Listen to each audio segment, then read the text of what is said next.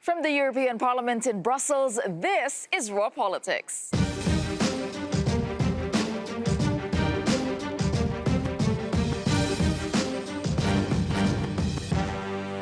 Thank you for joining us tonight, and this is what we have on the program for you. Jumping ship. Days after a group of Labour MPs quit their own party, 3 Tory MPs follow suit to join their ranks.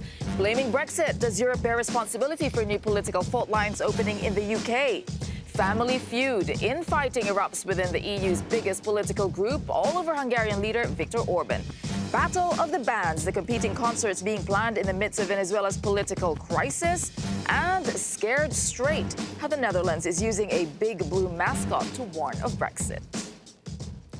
It is time to meet our panelists this evening. We have, of course, Darren McCaffrey, our political editor. Darren, which of these stories are you watching? Well, it's this family feud, isn't it, within the EPP involving what recently Viktor-Orbán and Jean-Claude Juncker, who says that Fidesz should be kicked out. It's getting pretty nasty, it is, actually. It feels like a real it's getting bigger, sign of what's to come. And today, a launch of a poster campaign talking about the ludicrous conspiracy theories coming from Budapest. Indeed, a lot to talk about on that front. All right, also joining us, Julie Girling. She's a British MEP sitting with the European People's Party. What about you, Julie? Well, of course, the big interest for me today as a Brit is this jumping ship story about people leaving these very long-standing parties, which is, you know, to some people here in Brussels probably doesn't sound that, but for Britain, it could be a seismic shift, isn't it? Okay. And joining us as well is Rory Palmer. He's a British MEP with the Socialists and Democrats group. What about you, Rory? I mean, like Julie, I've been pretty much glued to my Twitter for the past 24 hours with events unfolding in Westminster. It feels like a significant moment in British politics, a sad week from my point of view as a member of the Labour Party, and we'll see how it unfolds. Well, there we go. And actually, this is exactly where we are beginning tonight, because that seismic shift in British politics continued today as 3 Conservative MPs resigned in a scathing attack on their party's leadership. Their resignation letter said that the final straw has been the government's disastrous handling of Brexit. Now, this is the moment that you can see that former Conservatives MPs crossed the floor to join former Labour MPs who resigned earlier in the week. They went on to attack Theresa May's dismal failure to stand up to hardline Brexiteers before making an open bid for other like-minded MPs to come and join them. And one of them is Anna Soubry. Here is what she had to say. I'm not leaving the Conservative Party. It's left us. On Monday, Chuka held out the baton to people like us, and today we seize it, and in turn we hold it out to fellow One Nation Conservatives and like-minded Lib Dems that I certainly had the pleasure to work with in the coalition government. Please, come and join us. And to the millions of people who feel abandoned and not represented by either of our 2 broken main parties, and indeed all our parties, we share your values, your dreams and your aspirations. We 3 have never been called your so-called typical Tory. Like everyone, we're tired of labels, we're tired of tribalism, and we're tired of British politics being dominated from its extremes. It's time for change, and we are a team with your support that will deliver that change. And joining us now from Westminster is our correspondent, Vincent McAviney. Vincent, I mean, we saw Anna Soubry there pleading for people to join as well. Now, this new breakaway group, it has got cross-party support, as we've seen. How big of a moment is this in British politics? Good evening, Tessa. This is a huge moment in British politics because the comparison so far has been to the 1980s when the Gang of Four broke away to launch the SDP. But this now is a movement that's attracting politicians from across parties. So we had those 7 on Monday, all Labour. And at that point, you could say, well, it's people that weren't happy with Jeremy Corbyn and his leadership. Then last night, Joan Ryan, another Labour MP joining. But now this has been very targeted today. This letter went out just before Prime Minister's question times with some stinging criticism of the Prime Minister. We understand that it seems that no one in the government actually tried to stop these MPs from crossing the floor. They then did that. That was quite ceremonious just before Prime Minister's questions. Then we had this weird moment where at Prime Minister's questions, no one was really talking about what had just happened. But that press conference where you heard Anna Soubry there, well, you can see why some Conservatives might be worried. These 3 MPs have quite interesting backgrounds. They are very good communicators. Anna Soubry herself, a former criminal barrister, a former TV news presenter, very effective when she was a minister in government, both in the business department and the defence department, at getting a message out. Sarah Wollaston as well, someone who knows how to campaign. She is a former doctor, she's the head of a select committee. And Heidi Allen, someone who also used her maiden speech in the Commons a couple of years ago to attack her own party on some social issues and did some really interesting work through the years. So these are three strong women coming from the Conservative side to this group, the independent group, now numbering 11. They've all just done a little photo shoot and they seem to be in good spirits. There are, of course, some ideological differences. Anna Soubry defended what she did as part of the coalition government in terms of austerity. That might not go down so well with some of her new Labour colleagues, but they're all talking about building a new movement, about having kind of woken up and speaking honestly. And the reaction so far has been interesting. People liking the freshness of it, liking that there's no more party lines, no more sound bites. It is people saying what they honestly think of what has been going on here in Westminster. So generally, Vincent, a positive reception there to this news then? There does seem to have been quite a lot of positive comments on Twitter about what these women have done, but there will be those who are jumping on what Labour were doing the past 2 days, saying from the Conservative side that these women ran as Conservative MPs on a manifesto which backed Brexit, that they should resign and have by-elections. That does seem to be the attack now, but I want to give you a little bit of polling information that came out this morning. So the Times and YouGov put a poll out. It had the Tories on 38%, Labour on 27%, and then the independent group on 14%, with the Lib Dems way down at 7%. Now, that was before these three MPs even joined. I think new polls are probably in the works right now, and we'll see what kind of boost they get, because I think it's all about the communication that these women will be bringing to this team. They are very good performers in the media, and I think they'll be able to get quite a strong message out with people worried about the course of Brexit with so little time to go. Thank you for that, correspondent there, Vincent McAviney. All right, you both have been watching this very closely. You feel that this is a big change, seismic shift. Julie, how big of a shift is this, do you think? It's pretty huge for the Conservative Party. I mean, I was expelled from the Conservative Party a year ago, so I know exactly how this feels. To leave your party is a big thing. So these people have done this, they've thought about it, and they've jumped. They're like the wildebeest on the side of the river. They're the first ones to jump in. They're distracting the crocodiles, and they're hoping the rest of the herd will follow. Would you join this new independent party? There's nothing to join for me. For me, it's a group within Parliament in the UK calling itself the Independent Group. It's not a new party. They haven't registered. They may do. It may move to that. I have lots and lots in common with them. So yes, clearly I could be their first Euro MP. But I don't think they are that kind of group yet. But it is the very beginning. It doesn't seem organised to me to be moving into being a new party yet, but it does look like it may do that. And if it does, well, I'm pretty much in line with the way they feel. And Rory, you were saying that you were sad that there have been departures from the Labour Party. But when we look back at this moment, 10 years or decades down the road, we look back at it and say, OK, this was a turning point for British politics for what exactly?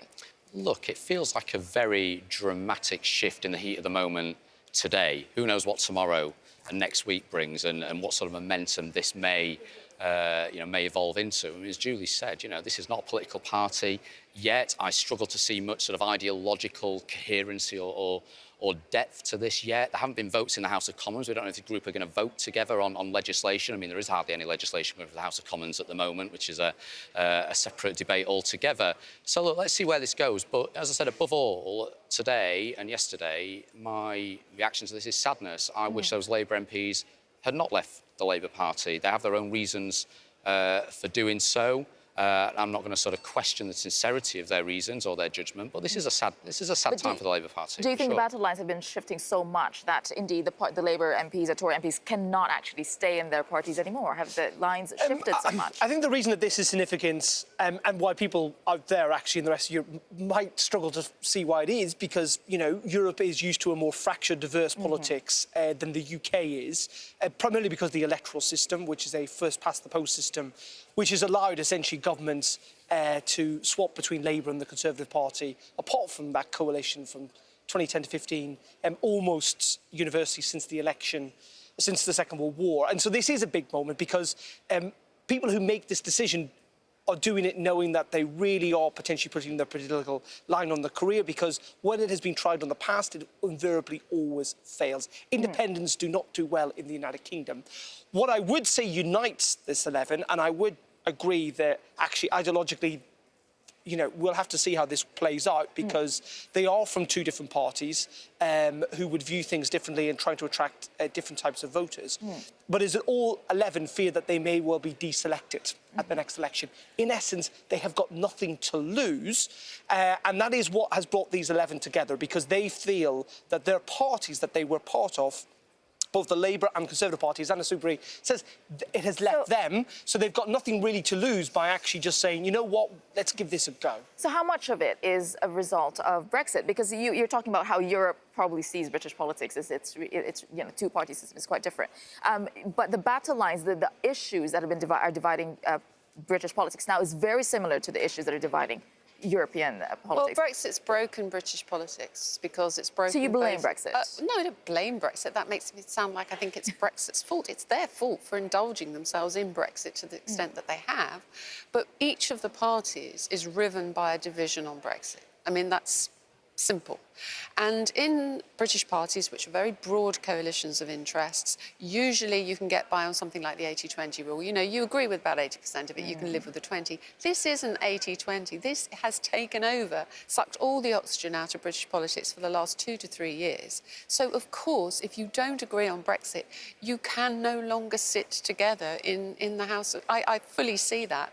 Feel the same here in this Parliament. So why don't you come out and support them officially? Well, I am supporting them. No, great. I support you guys, but there's nothing actually technically to support. Well, let's make a plea. That you might have your first MEP. You might have your first MEP, the independent group. We'll tweet them afterwards if there is something to actually join. Indeed. And I'm with them in spirit, for sure.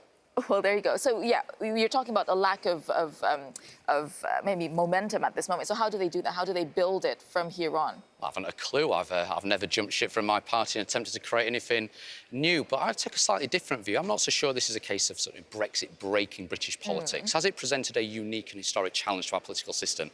Yes, it has. I think our political system could have, you know, accommodated the range of views, and with a better Prime Minister, a Prime Minister with a better vision, could have made a better job of this. What I think is in danger of breaking our politics is actually the toxic sort of nature of debate and discourse. You know, there's a poison that's infected our politics at the moment, and that, I think that, in a sense, has led to today's and some would say that encouraged by the leadership of your party. I don't know, it's been encouraged by the leadership of the party. I think, you know, this is happening in both parties. If you look at some of the...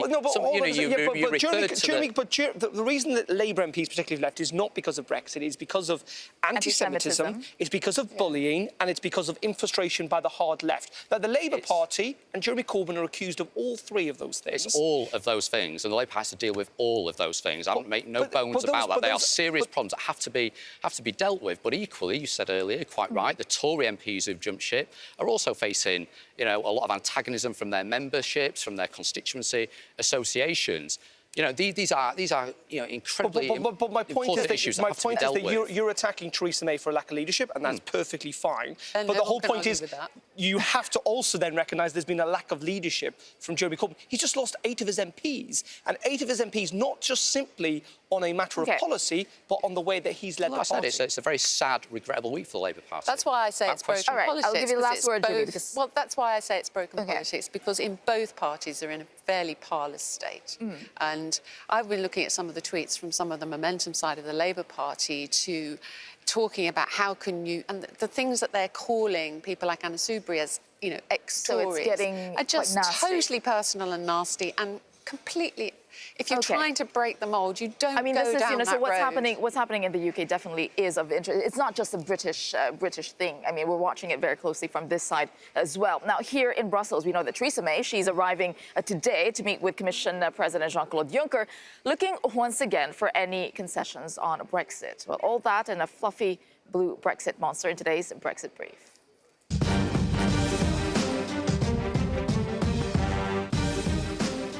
Usually in high spirits when it comes to a visit from Theresa May, it seems Jean-Claude Juncker is feeling a bit deflated lately, especially when it comes to Brexit. Looking ahead to tonight's meeting, he had this to say. Es bewegt sich nicht genug, damit ich davon ausgehen könnte, dies würde ein zielführendes Gespräch werden. Speaking at a conference in Stuttgart yesterday, the Commission President was visibly frustrated, saying he was losing his time with Brexit. It seems he isn't the only one dealing a low blow to Britain. According to a report by the UK branch of the UN, Britain will no longer be the global powerhouse it once was after Brexit. And the phrase global Britain could be a thing of the past. And finally, meet Dutch Foreign Minister Stef Blok and his furry blue friend, the Brexit monster.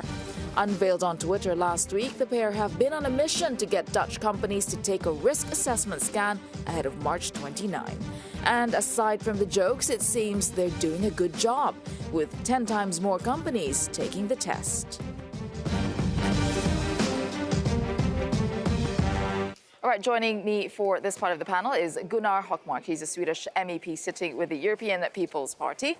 We also have Robert Zile, a Latvian MEP who sits with the European Conservatives and Reformists. And still with us, our political editor, Darren McCaffrey. All right, Theresa May, she is in town to talk to Jean-Claude Juncker. And, I mean, we were talking earlier about what's happening in the UK. I'd like to ask you, Gunnar, does the EU bear some responsibility in what's happening in the UK in that it wasn't very compromising in its position? It stood firm in its position, and now battle lines are being redrawn in the UK. Does the EU bear any responsibility? I think you always can say that everyone has a responsibility, but if you look upon what is happening now, when UK could choose a customs union, UK could have chosen to stay in the internal market.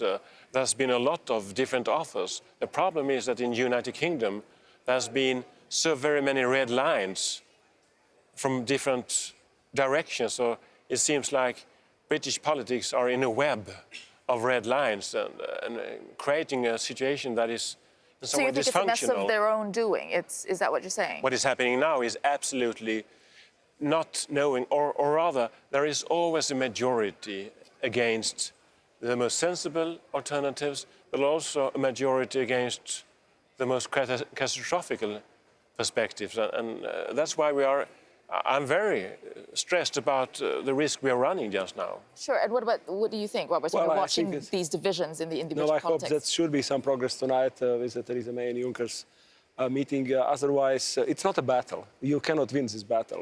Neither the EU side, neither the British side. And I think that should be recognized also on this side of But Juncker isn't even actually sure what Theresa May is here to ask. Oh, I think there should be some preparation on the legal side at least. And there is some visits from London to Brussels here, and so there should be some legal preparation. And I'm not speaking about opening withdrawal agreement, but there should be some legal way how to do it. Like we do in legislation here in Open Parliament, we have recitals.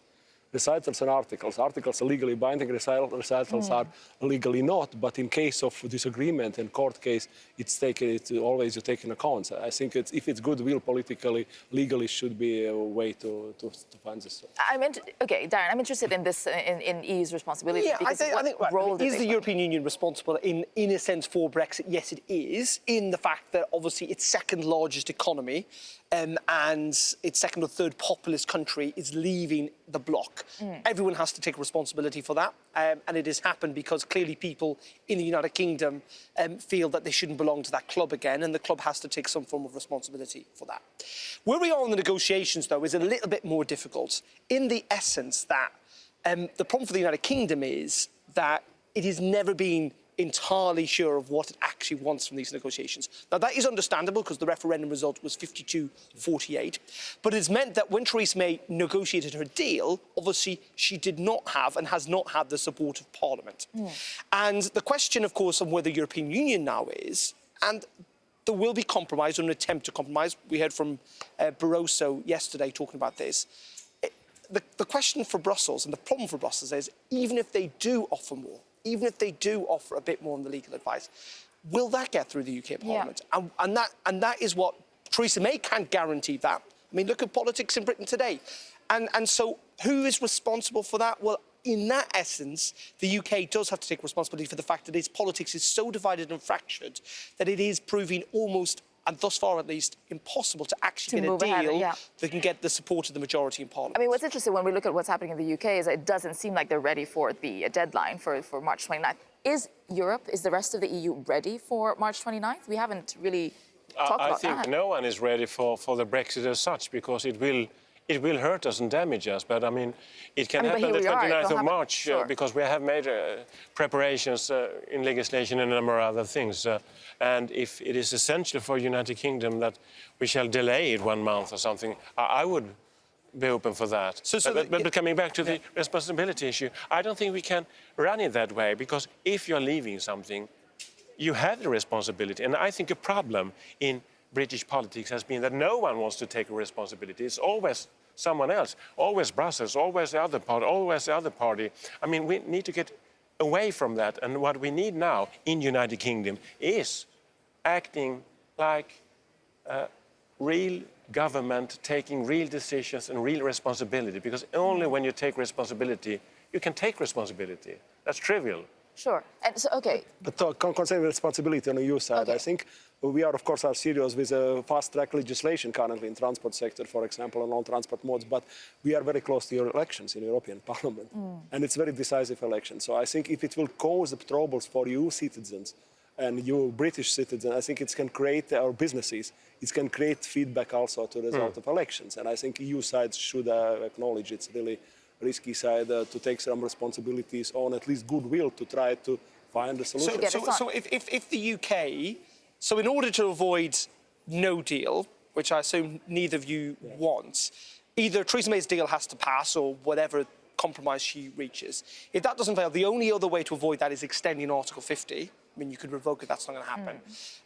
If that extension was for a long period of time, would you be in favour of that? If it was for another 9 months or a year?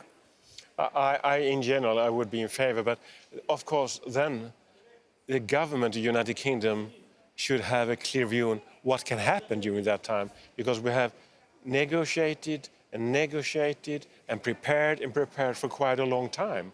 So I sometimes wonder, is there a majority for any sort of responsibility in the United Kingdom? And that is, I mean, the problem is, I belong, as I think you do, to those who are most open to the United Kingdom here. And I can't blame the EU side. I thought it would be the problem, but the problem is that we can never find a majority for anything. Okay, I want to end this discussion with a very quick question, quick answer on what do you think Theresa May would walk away with today? Would that change anything? What will she walk away with? I think with some kind of additional, not a opening of withdrawal agreement, as I said, but with some kind of, I think she should come, and I think Commission should deliver in this field. It must be said that Jean-Claude Juncker has said that he does not think today is going to be a breakthrough moment, which builds into the strategy that if there is going to be a breakthrough moment, it will come closer towards the end of March. And probably not today. When MPs then really have got a very, very distinct choice. All right. Well, a lot more coming up for you on the programme. A family feud ramps up in Brussels. Commission President Jean-Claude Juncker again hits back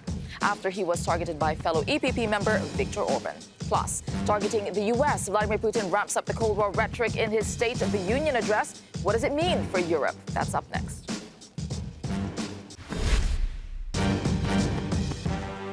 Welcome back to Raw Politics. Now, Jean-Claude Juncker is hitting back. The Commission President took the uncharacteristic step of calling out Viktor Orbán after a Hungarian government campaign targeted the EU and Juncker himself. Now, he accused the Prime Minister of lying and said the centre-right European People's Party does not need the votes of Orbán's Fidesz party. Let's take a look. Also bin ich der Meinung, dass sein Platz nicht in der Europäischen Volkspartei ist. Und im Übrigen, mein Freund Manfred Weber wird sich auch die Frage stellen, ob diese Stimmen überhaupt braucht. Orbán hat gegen mich gestimmt im Europäischen Rat. Cameron auch. Ja, der ist weg. Der andere wird auch irgendwann. Und die ungarischen Christdemokraten im Parlament haben nicht für mich gestimmt. Und die Rechtsradikalen auch nicht. Ich kann mich noch erinnern, Frau Le Pen, die inzwischen auch weg ist aufgestanden und hat gesagt, Herr Juncker, meine Stimme kriegen Sie nicht. Und dann habe ich gesagt, Ihre Stimme will ich nicht. Es gibt Stimmen, die man nicht will. All right, here with me to explore this is Esther Zalan, a Hungarian journalist for the EU Observer, And still with me is Gunnar Hökmark from the EPP group, who has written to the leadership of this group, in fact, about Mr. Orbán crossing new red lines. And also still with me is our political editor, Darren McCaffrey. Esther, I'll start with you. I mean, that message from Juncker, clearly, well, for Manfred Weber, his friend, he was saying, you don't need these votes. You don't need Viktor Orbán's party's votes. Is the feeling, finally, we can get rid of Viktor Orbán from the EPP? Is that the sense? That's not my sense. Okay. I mean, the EPP has been plagued by this question whether to go with or without Orbán for years, basically. And the EPP is looking at losing dozens of votes, and we'll probably need the Fidesz MEPs in the parliament. And it's also, I think, a philosophical, ideological issue. Where do we go, the center-right in Europe? And this has plagued member state parties as well. So this is an issue where, you know, with the rise of populism... But majority of EPP members want him out, right? I'm not sure. Okay. The majority voted to start the sanctions procedure in the parliament last September. But to me, it seemed like an effort to get this issue out of the way before the elections. But clearly, the issue is not going away. And Orbán enjoys trolling the EPP party, which I think he wants to push to the right. And he doesn't want to leave. He wants to transform it into his own liking. Yeah. Okay, and Gunnar, you wrote that letter to Manfred Weber, in fact. What is it? What bothers you so much about? I mean, the Fidesz party being in the EPP. We know that he keeps going against a headbutting EU, but Orbán is not a freedom fighter anymore. He is a fighter for a different society. He is a fighter for authoritarian ideas, and I dislike very much his anti-Semitic tune he has in his campaign, but this extremely conspiracy belief he has. It is way far beyond our political party, and in some way, I think he's stating himself now that he's not in the EPP area. So he why likes do you to be in the group, maybe, but you being his colleague, why do you think he's doing I'm not his colleague. I must say. He's the Prime Minister of Hungary, but I dislike his politics. How do you get rid of him? I think, first of all, in some way, he has told everyone that he's beyond our borders by attacking fundamental European values. I mean, it's not only that he's attacking Juncker, he's attacking the whole idea that we are making common decisions or having solidarity in European Union. He's contra most of the most fundamental ideas of EPP. There is, what I think some member parties do feel is a problem, that a big number of the Fidesz members here, they are not Orbanistic.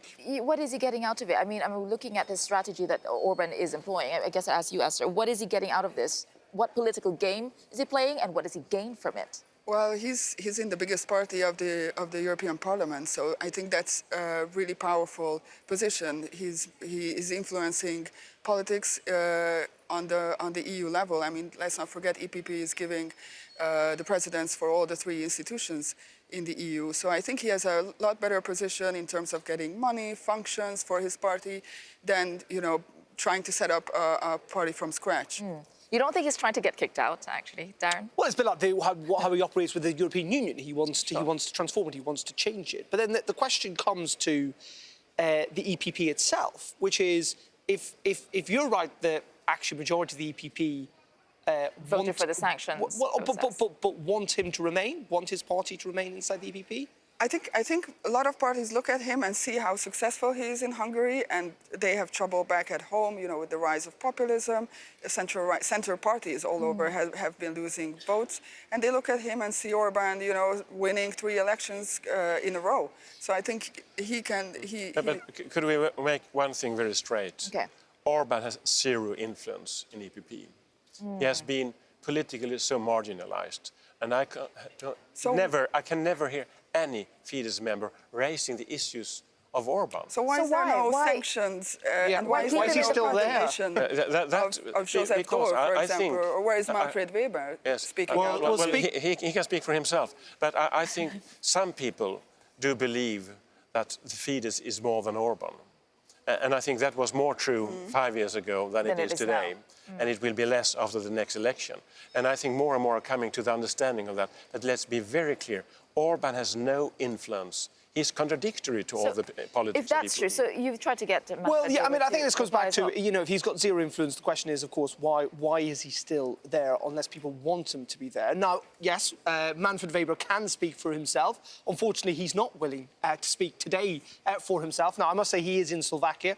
We've tried to get hold of him for a comment. He is not available, or not responding, I should say. However, he did retweet Joseph Daul, who essentially responded to what Jean-Claude Juncker said, and he said he'd like to remind Orbán that decisions made in Brussels, including on migration, are collectively taken by EU governments, which include Hungary, and that he should not cast Brussels as a ghost enemy. Hungary is part of it, and it must realise Is a retweet an endorsement now? I mean, let's clarify this. Well, I mean, that's a big question, but, you know, as I said, we have not heard from Manfred Weber, which is in itself very telling. OK, you don't have much time, but I'll give you the last To be true, Joseph Daul is president of the EPP party. Sure. And his tweets were very clear.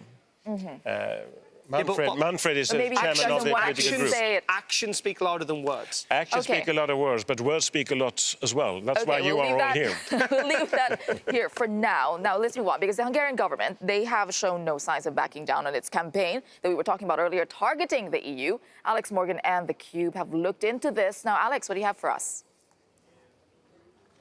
Actions speak louder than words, eh? What about adverts? What's your thought on this? Published today in a newspaper in Hungary with a distribution of 150,000. This poster putting Jean-Claude Juncker alongside George Soros. Now, the Hungarian text that accompanies it, translated by our team here at Euronews, the Hungarians making 4 attack points on the European Union and George Soros, talking about giving money on cash cards to migrants. They start off by saying, this scheme is about giving anonymous bank cards, keyword anonymous there, filled with money to migrants. They say it's a programme financed by the European Commission, so it's European taxpayers' money, insinuating you're footing the bill. Going on to say more than 10,000 migrants got financial support this way already, and they want to continue the programme that is in line with George Soros's resolutions. So if you're looking at this, migrants, cash from migrants, you might be thinking critically of the EU, but there is more to this. It is not as simple as fact and fiction on this one. Let's start off with, do these cards exist? Yeah, they do. Here's one. This is a picture published by the UNHCR of a cash card, which is part of a scheme funded by the European Commission. But these cards, there is a lot of nuance here. The EU spending, they told us, 122 million euros on these cards since 2016 to 2018, roughly 90,000 people being recipients. But more nuance, these cards are not being applied beyond Greece. These cards are only valued in Greece. They describe them as part of their emergency humanitarian aid proposals. And the EU say they're not anonymous. They told us they are not anonymous. In fact, every month there is a physical check that has to be taken to make sure the person is who they say they are. And look at this. The amount per month, they say, is 150 euros. The EU argues that that is value for money in terms of helping in emergency situations like this. They also go on to say this when it comes to George Soros. They say there is zero involvement with or funding from Mr. Soros or any of his organisations. So Tessa, yes, these cards exist. Yes, there is funding from the European Commission, but there is a lot of nuance here, which means that as we enter election season, it's another one of those things in the Cube that we're going to urge you to read with caution. There is a political spat going on. When you see adverts like this, be aware there is often a lot more nuance beneath the surface that might first meet the eye. All right, thank you for that, Alex and our team in theCUBE. Esther, I'd like to ask you about Hungary, what Hungarian people think about this when we talk about Hungarian people and say, oh, they deserve the facts, they deserve the truth. I mean, what do they feel like they're not getting the facts? Do they feel that? It's difficult to say. Since the last 8 years, the Orbán government spent attacking the independent media and had basically shut down newspapers, bought up newspapers. So, you know, your average Hungarian doesn't really get the facts. But they are aware that Orbán has control generally of the media. I'm not sure. I'm not sure about that, or whether they care who owns the media, because it's not really, you know, in a normal world, you don't necessarily need to know who owns what as a reader of a newspaper. So they don't have access. I mean, there are websites obviously that you can go to. Still remaining bastions of independent media in Hungary, but you know that's not your average and it doesn't reader. seem like Viktor Orbán is going to stop with these adverts anytime soon, especially with the elections around the corner. All right, a lot more coming up for you on Raw Politics. It's a battle of the bands in Venezuela. Nicolas Maduro and British billionaire Richard Branson are set to hold rival concerts at the Colombian border as truckloads of aid wait to enter the country. That's up next. Welcome back to Raw Politics. Now, we might be used to Vladimir Putin ramping up international tensions, but today's speech by the Russian president was still pretty remarkable. Responding to America's decision to pull out of the Cold War INF arms treaty, he announced that Russia would be developing fresh missiles of its own and warned that if America deploys missiles in Europe, then Russia would target both the European countries hosting American missiles as well as America itself. Let's take a listen. Россия будет вынуждена создать и развернуть виды вооружений, которые могут быть использованы не только в отношении тех территорий, с которых для нас будет исходить соответствующая прямая угроза, но и в отношении тех территорий, где находятся центры принятия решений по применению угрожающих нам ракетных комплексов. And here with me to discuss Russia's escalation of tensions and development of new missiles is Thomas Waits. He's an Austrian Green MEP who was, in fact, arrested today. We'll talk about that later on. And also back with me is Robert Zile, Latvian MEP and Vice Chair of European Conservatives and Reformists Group. And still with me, our political editor, Darren McCaffrey. I want to talk about first the ramping up of the rhetoric of Vladimir Putin. It seems like it's no longer a question of, are we going to get into an arms race? Are we right smack in the middle of it? And Europe is in the middle of almost like a playground between the US and Russia. Yeah, I think he's still doing this strategy to divide West and transatlantic union. So splitting, saying, look, if missiles will be in Europe, you will be targeted, and at the same time saying where is the decision-making done, like United States, it also will be targeted.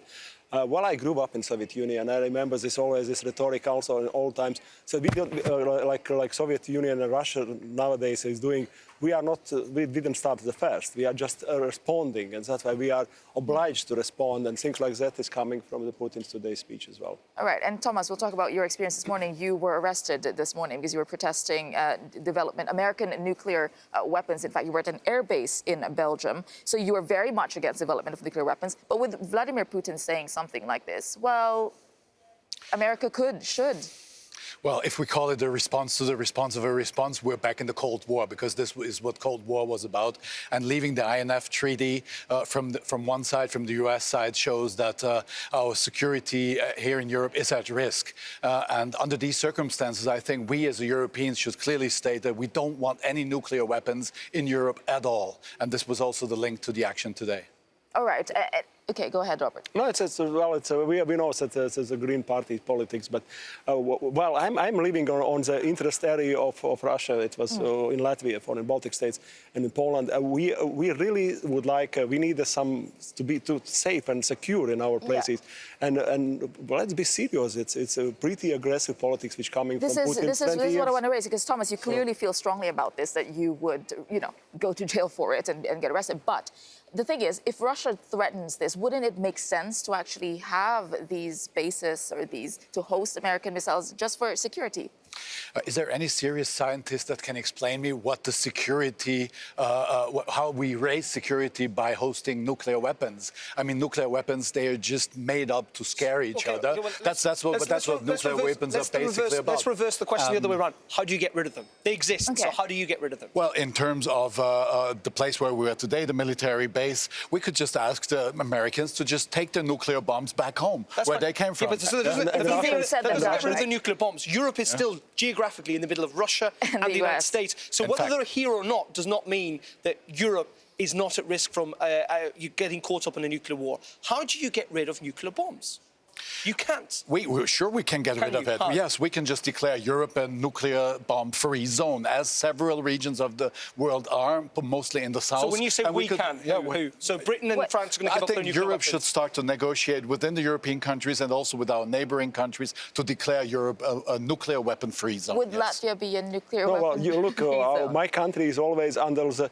It's reachable with the missiles existing in Kaliningrad area now. All the Baltics are covered with the missiles from Kaliningrad area immediately. In a few minutes' times, I'm not a military expert, but I'm a politician.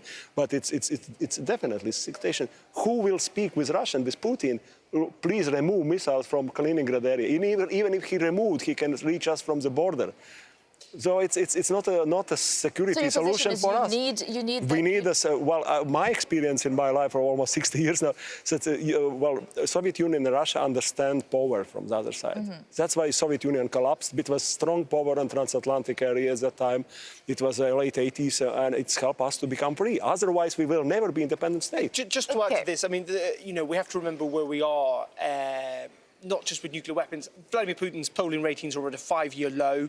Today he had to focus an awful lot on the economy, which is suffering under most of his speech, sanctions and on lowering taxes and trying to improve Russian standards. But of course we know that the old trump card, no pun intended, for Vladimir Putin, is to constantly play on security and risk.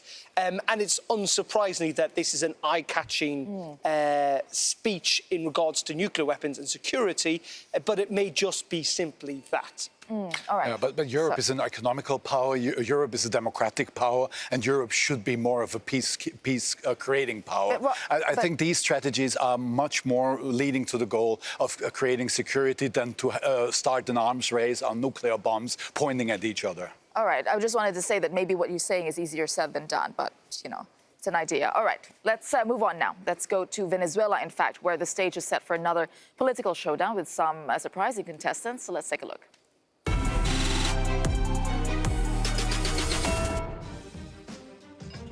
Call it a battle of the bands like no other. In the middle of a political standoff between embattled Venezuelan President Nicolas Maduro and self-declared President Juan Guaido, this weekend each camp will hold competing musical festivals. Called Venezuela Aid Live, British billionaire Richard Branson is organizing the event in Colombia with a lineup that includes Latin America's hottest artists. Its aim? To raise 88 million euros and get humanitarian aid into the country. Vamos a tener una nómina muy de alto nivel, totalmente internacional, para que todos los asistentes de Venezuela, Colombia y del mundo puedan apreciar y podamos decir, sí queremos ayuda humanitaria.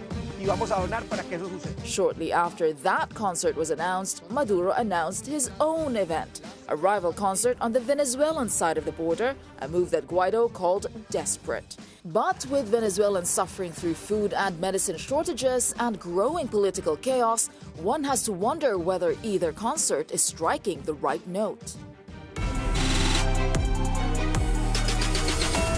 Right, so what do you think? Rock concerts, the answer to Venezuela's problems? Robert? It's party in a very difficult time for the country and for the people of Venezuela. I think it's just I think it's coming to the end of this kind of poverty for Maduro, the dictatorship. Does that rub you the wrong way, watching? Yeah, sure. I think it's ridiculous. I mean, you have people starving, you have a lack of medicine, and they spend their time and their efforts and their money on rock concerts. I think this is the completely wrong approach. Or maybe it's a distraction that, I don't know. Yeah, I don't know. What do you think, Darren? I think from both sides it is slightly ridiculous. Venezuelans do not need music. They do need money, and what the intention might be good.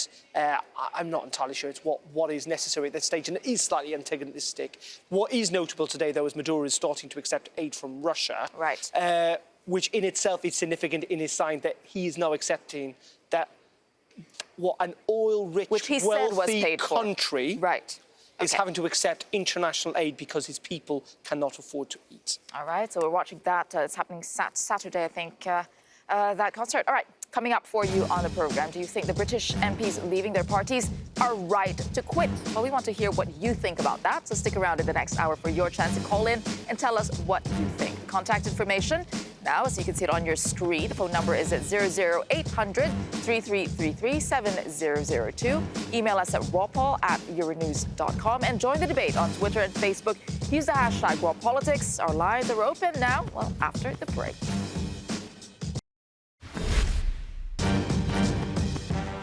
Welcome back to Raw Politics. Now, we have heard from the politicians, and now we want to hear from you, of course. And here's Darren with all the hot topics on your call, our call-in show for tonight. Jumping ship or standing their grounds. Whatever you call it, British MPs are in a quitting mood. Today, 3 Tories joined 8 Labour MPs, leaving their own parties. This time, all over Brexit. They say no one likes a quitter, but are they right to quit? Brussels is hitting back at its problem child. Jean-Claude Juncker scolded Hungary over its new anti-EU campaign. The latest escalation in a long-running battle over everything from migration to media to judicial independence. So when is enough enough? And should the EU kick Hungary out? Anti-Semitism is deeply ingrained in France. That's according to the French Prime Minister Edouard Philippe. His comments came as thousands took to the streets to protest anti-Semitic attacks, which have been rising not just in France, but Germany as well, amidst high-profile incidents such as this neo-Nazi march in Bulgaria. Does Mr. Philippe have a point? And is anti-Semitism ingrained in Europe? Have your say. Are MPs right to quit? Should the EU kick Hungary out? Is anti-Semitism ingrained in Europe?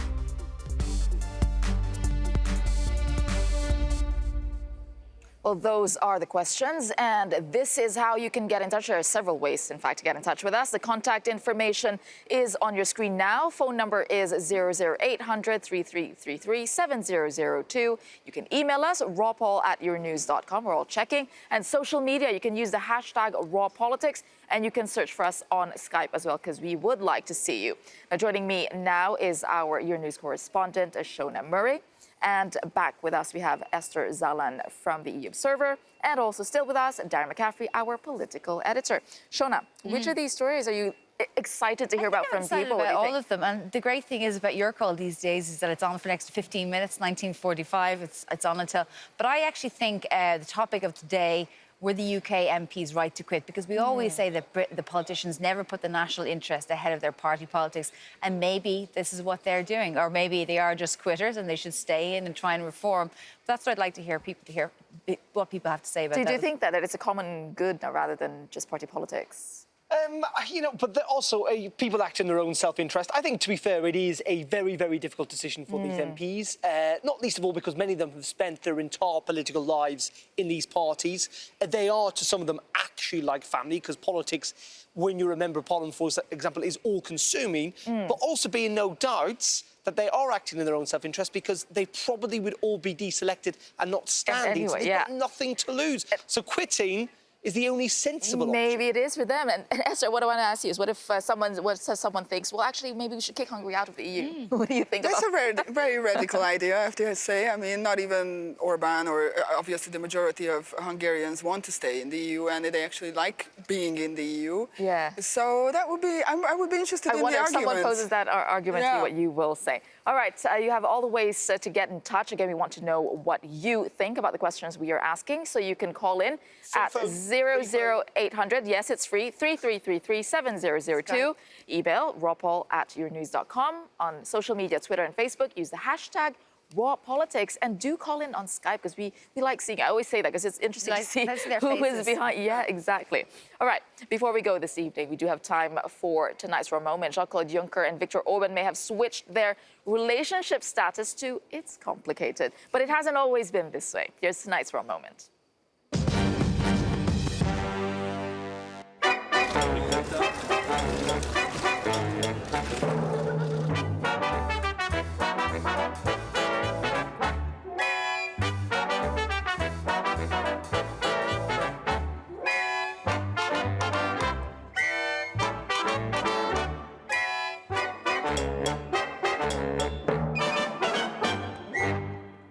Times. Yeah, they do have history. Whatever you think about Jean-Claude Juncker, he does provide some very entertaining narratives. Yeah. And calling Viktor-Orbán the dictator. The dictator, yeah. I'm sure he likes his own joke now that much. But it's always been complicated. I mean, as Juncker said in his speech, Orbán besides Cameron, Orbán was the only leader who didn't vote for him in 2014 when he was. Cameron, huh? The two of them. Yeah, they look quite smitten though in some, in some of those Well, to be fair, videos. actually, you know what, Jean-Claude Juncker, even people whose politics they dislike each other, they actually personally get on quite well. He does, yeah. Well, there's Jean-Claude Juncker for you. All right, thank you for joining us this evening. Again, we would like to hear your views, so do call in. We've given you all the information, and you can find us on social media and find out how to get in touch as well. So thank you for joining us tonight, and see you again soon.